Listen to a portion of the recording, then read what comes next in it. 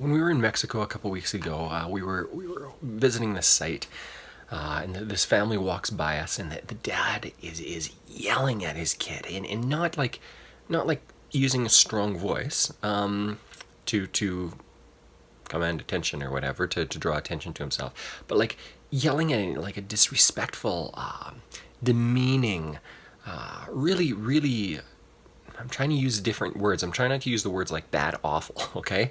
But a really demeaning way. And my heart sank for the whole family, because what's going through my head, and this is how I judge a situation.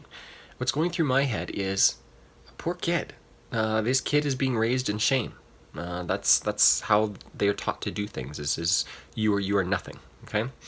Therefore, you must obey me.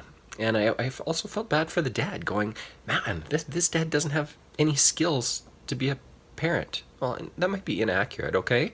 Maybe that was a bad day. We've all had bad days, but the way he was talking to his kid, to me, doesn't sound like bad day. It sounds like this is a normal thing, okay? It's a pattern.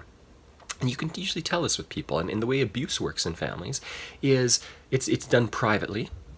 And then when the somebody who is abusing others is feels that it's okay to do that, then they start doing it in public. Then physical abuse and other types of abuse typically grow in that area. Not with everyone, but that's a general pattern of abuse. I've seen it a lot of times. I used to work with men who were physically abusing their families, and they were court mandated to come to my group that I was leading. So they weren't too excited about being with me. They weren't my best friends off the bat. And yet over the time they started to realize, wait a second. Well, maybe I'll give one more tip first, or a bit of the story. We would talk in this group about abuse and what it was, and basically what came across often with these guys is they would say, but like if we can't spank, if we can't do these things, then you're taking away our power to parent. You're taking away our power to foster obedience in our kids. And this is my opinion on this, okay? And I'm not going to force my opinion on you. It's your choice to watch this. But this is my opinion, and I want to encourage you with it. My belief is that it's not taking away anyone's power to not spank. Okay? It's not taking away your power. What it's doing is forcing a person to learn other skills to deal with problems, communication problems. I've always had respect for families who, like, they've never spanked. I've got an uncle and aunt, and the aunt says she was never spanked, or I think she was spanked once or something. Okay, and growing up, like all of us kids were spanked. Okay, a lot, especially me, because I was a very stubborn, persistent kid. Okay, but in that I always had this respect for this family of going, wow, they raised this incredible human being, my aunt. And they never spanked? Like, how did they do it? It was almost like it was this mystery to me. Like, was there some voodoo magic going on? Were they just different human beings? Maybe they weren't full human beings. Okay.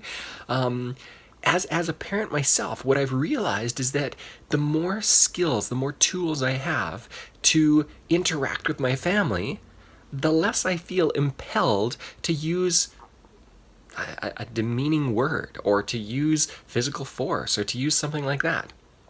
We don't spank our kids, and the main reason is because we want ourselves, my wife and I, we want to learn how to interact with other people without needing to force them to do anything, and we want our kids to learn that they can do that as well. Wouldn't it be a gift for yourself and for people around you to have the ability, to have the skills to get what you want without hurting somebody else? Wouldn't that be amazing? To get what you want without hurting anybody else. Not even that. What about, think about this picture. Wouldn't it be amazing to live a life where you can get what you want and add value to other people? You're making their lives better. Now listen, this video is not about spanking or yelling at your kids. To me, what this video is about is, if you're not getting what you want, instead of feeling unempowered, of going, well, I only have one option, there are always more options. There are always more options. If there's only one thing I've learned from living in various countries around the world, I lived in Sweden for a couple of years, I lived in China for 8 years, I lived in Austria for a little while. If there's only one thing that I've learned, it's that there are many ways to do almost anything.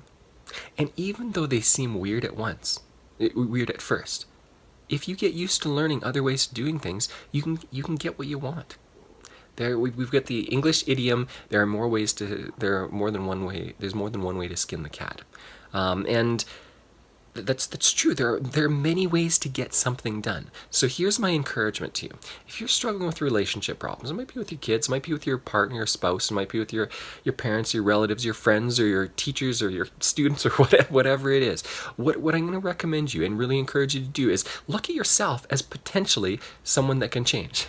And when you look at yourself and see yourself in that way, and you ask yourself, not, is this possible, but what can I do? Not can I. What can I do to change? You'll start thinking of ways. You'll start learning a few more skills. And as you do that, you're going to become a better human being yourself, but you're also going to add far more value to those around you.